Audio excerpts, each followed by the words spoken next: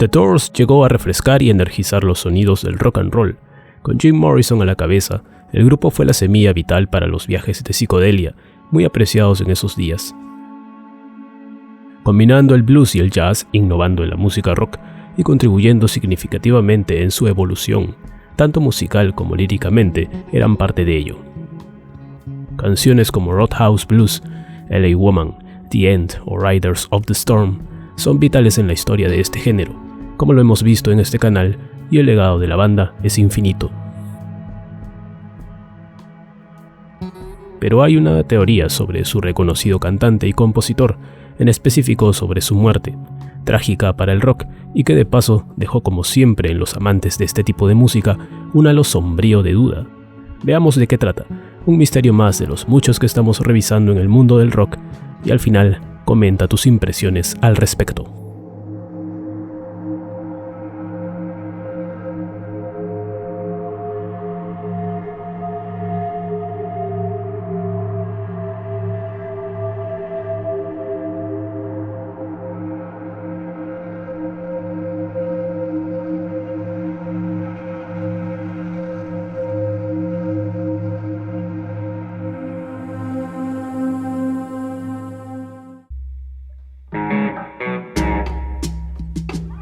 Varios íconos del rock murieron por sobredosis de sustancias, y esto salta a la luz pública como resultado de las autopsias correspondientes. Otros también perdieron la batalla por una seria depresión. El punto es que estos hechos parecen deambular en este mundo, y muchas veces dejan dudas porque las personas tienden a crear conspiraciones e involucrar a terceros, como en el caso de Janis Joplin o el fundador de los Rolling Stones, Brian Jones, que ya hemos revisado. Puedes verlo luego.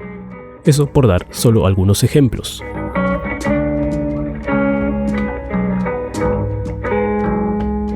James Douglas Morrison, 8 de diciembre de 1943, 3 de julio de 1971, hoy ícono cultural, cantante, poeta y compositor estadounidense, vocalista principal de la banda de rock The Doors, no es la excepción. Morrison murió en París, Francia, el 3 de julio de 1971, a los 27 años. Las autoridades francesas dijeron que la causa de la muerte de Jim Morrison fue insuficiencia cardíaca. Pero, ¿qué sucede cuando ni siquiera se realiza una autopsia? Por supuesto, las conspiraciones toman mayor acidez. Los fanáticos se quedaron con muy poca explicación sobre cómo había fallecido el mítico cantante. A principios de ese año, Jim se había mudado a París, después de ser condenado en los Estados Unidos por exposición indecente y blasfemia abierta, después de que supuestamente se exhibió en el escenario durante un concierto en Miami en 1969. Fue sentenciado a 6 meses de cárcel y mientras apelaba el veredicto, decidió partir hacia París. Mientras estaba en París, Morrison vivía en un apartamento del 4º piso en el Marais con su pareja Pamela Courson, en un momento en que muchos creían que el músico estaba tratando de limpiar su vida. Allí, Morrison pareció encontrar la paz, escribía todos los días. Para sus amigos, Morrison parecía feliz y saludable, y en las fotos tomadas durante sus últimos días con vida, se veía esbelto y en forma. Así que fue un shock para la mayoría cuando Morrison murió repentinamente el 3 de julio, aunque otros claman que era todo lo contrario, y la pareja estaba viviendo una vida muy agitada, de diversión poco saludable. La historia ampliamente aceptada afirma que fue Courson quien encontró el cuerpo de Morrison en la bañera de su apartamento. Pidió ayuda, pero ya era demasiado tarde. La policía francesa naturalmente tenía algunas preguntas, especialmente porque Morrison tenía solo 27 años y sospechaba del uso de drogas. Preocupada de que la pudieran relacionar con la muerte, al saber las autoridades sobre la sobredosis, Courson dio un relato aparentemente falso de los hechos, explicando que él era su primo y que había sufrido un infarto. Courson finalmente sostuvo que simplemente habían ido a cenar y al cine y habían escuchado música en casa antes de irse a la cama. Agregó que Morrison se despertó enfermo en medio de la noche y tomó un baño caliente mientras ella seguía durmiendo. Así, se declaró que Morrison había muerto de insuficiencia cardíaca, que se cree que fue provocada por una sobredosis de heroína.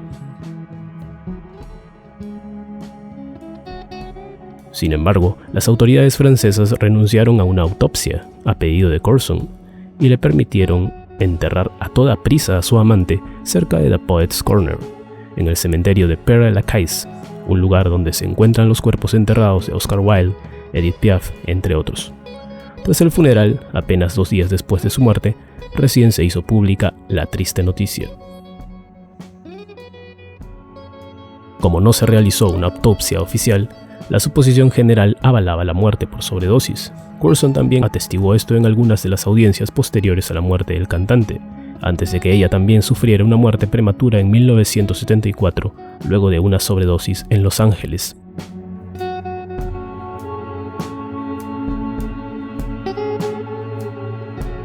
El entierro apresurado y la falta de evidencia naturalmente despertaron algunas teorías de conspiración interesantes sobre lo que realmente sucedió esa noche en 1971.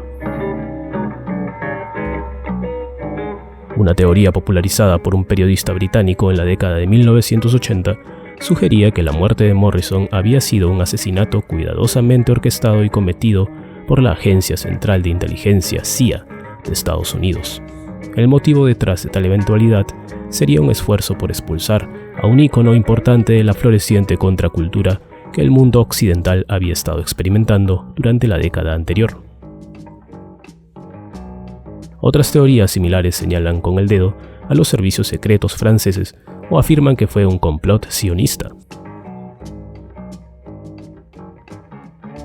La ubicación exacta de la muerte ha sido ampliamente aceptada como la bañera del apartamento en el que se alojaba Morrison. Sin embargo, algunas personas han alegado que, curiosamente, Morrison de hecho murió en el baño de un club nocturno de París llamado Rock and Roll Circus. Burnett, el gerente del club, donde por cierto el cineasta Roman Polanski y la actriz y cantante Marianne Faithfull eran asiduos, afirmó una vez que un par de traficantes de drogas habían arrastrado el cuerpo de Morrison a un taxi y lo habían devuelto al apartamento. Afirmó que el dueño del club se había guardado esto para sí mismo por temor al escándalo. Burnett escribió en su libro The End, Jim Morrison, el hermoso chico californiano se había convertido en un bulto inerte, arrugado en el baño de una discoteca. Estábamos seguros de que había estado esnifando heroína, porque le salía espuma de los labios y sangre. Otras afirmaciones dicen que tuvo una sobredosis en el club, pero sucumbió 1 o 2 días después.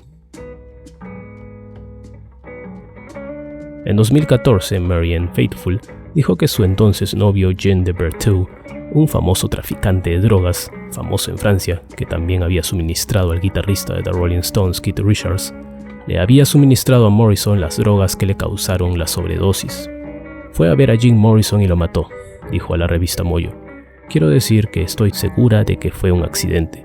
Pobre bastardo, el golpe fue demasiado fuerte. Sí, y él murió. Algunas afirmaciones a lo largo de los años claman que Morrison tal vez no había muerto en absoluto y que solo había fingido su muerte para comenzar de nuevo y dejar atrás los problemas de su vida pasada. El organista de The Doors, Ray Manzarek, ha declarado que podría respaldar esta teoría basándose en las conversaciones que recordaba haber tenido con el problemático líder en 1970. Parece que Manzarek no es el único que sostiene esta teoría.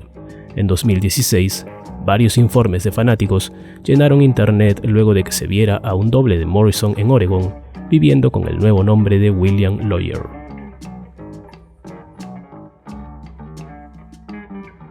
Sea el asunto tal cual se cuenta oficialmente, muchos detalles específicos de la noche siguen sin estar claros, incluido cómo la estrella de rock se metió en la bañera. Una teoría afirma que Courson personalmente lo puso allí con la esperanza de que un baño tibio aliviaría sus síntomas.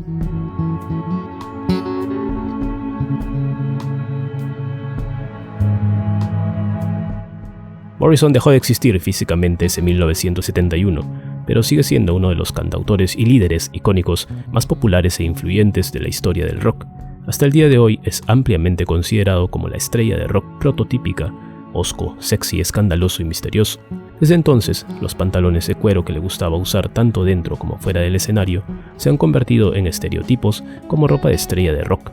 En 2011, una elección de los lectores de Rolling Stone colocó a Jim Morrison en el quinto lugar de los mejores cantantes principales de todos los tiempos.